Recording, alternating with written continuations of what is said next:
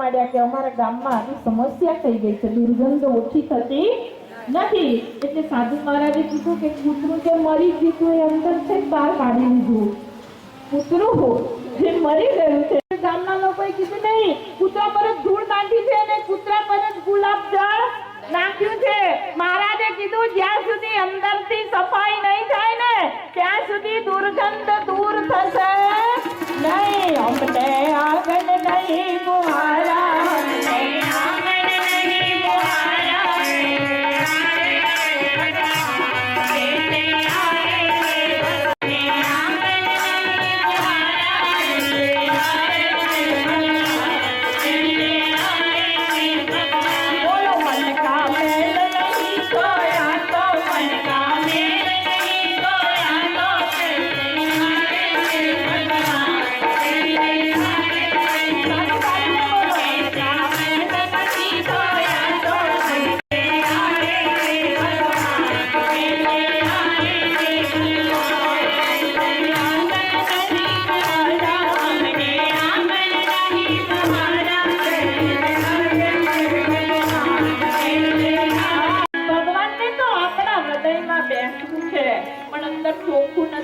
ભગવાન જોઈ પાછા મોટેથી બોલો, જોઈ પાછા વળી જાય છે.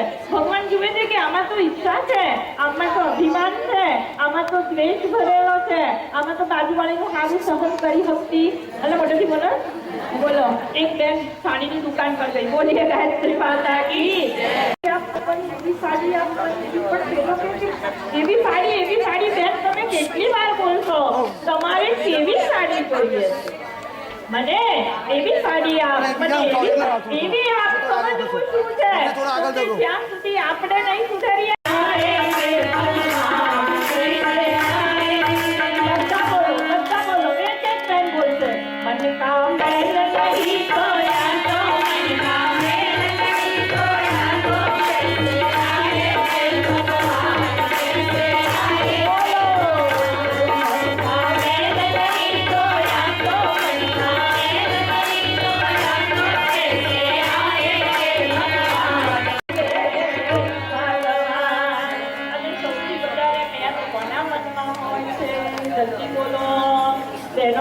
હોય કે ભાઈઓના મનમાં હોય, આપણે આપણે જાતે બોલવાનું.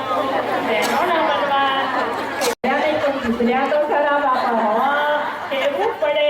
વાત આપણે કરી છે કે આપણા જેટલા પુરાણો છે ને એ બધા જ પુરાણમાં પતિ પત્નીની વાત તો આવે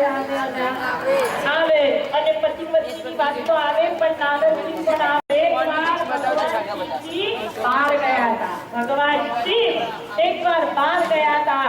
બહારથી જેવા ઘેર આયા ને એવો માતાજીનો ગુસ્સો, એકદમ માતાજીનો ગુસ્સો એકદમ. એટલે ભગવાન તમે કેમ આટલા ગુસ્સે થઈ ગયા છો? એટલે ભવાની કહેવા માંડ્યા, પહેરી રાખ્યા છે ને એ કોના છે? આ બધા કપડા પહેરી રાખ્યા છે એ કોના છે? એટલે ભગવાનને ખબર પડી ગઈ છે. નારદ આવીને ગયો. લાગે છે ઘણી વાર આપણે ઘેર આવીએ ને તો આપણને આમ ઘરના વાતાવરણની ખબર પડી જાય. પરમાત્માને પણ ખબર પડી ગઈ કે નારદ આવીને ગયો લાગે છે. એટલે ભગવાનને માતાજી પૂછવાનો નહીં, મને જવાબ આપવાનો કે આટલી બધી ઊંડમાલાઓ પહેરી છે કોની? એટલે ભગવાન જવા દો ને, તમે જાણી શું કરશો? એ બધા બોલે ભગવાન જાણીશું કામ માતાજી કીધું નહીં, તમારે મને જણાવવું તો પડશે, તમારે મને જણાવવું તો પડશે.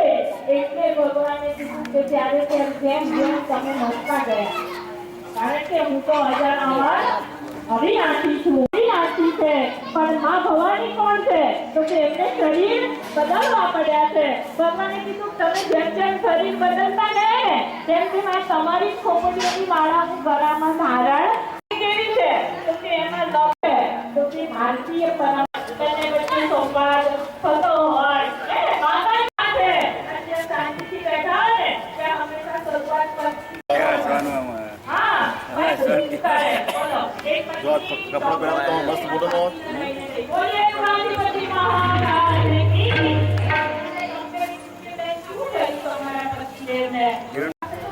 કેમેરા જો તમારી પાસે છે.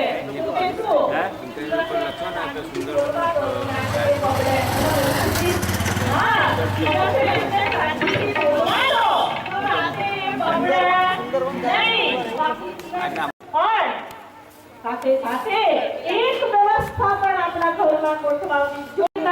મંદિર નહીં જવાની કોઈ સૂચના નથી, મંદિર નહીં જવાની કોઈ સંદેશો નથી, પણ ધારો કે રોજ મંદિર ન જવાય ને તો વાંધો નથી કે જો આપણે આપણા ઘરને મંદિર બનાવવા માટે તત્પર અને તૈયાર હોઈએ તો ઘરમાં માતા પિતા એ આપણા ભગવાન બનવા માટે તૈયાર જ છે, અથવા તો એમની તૈયારી હોય કે ના હોય. મંદિર બનાવીએ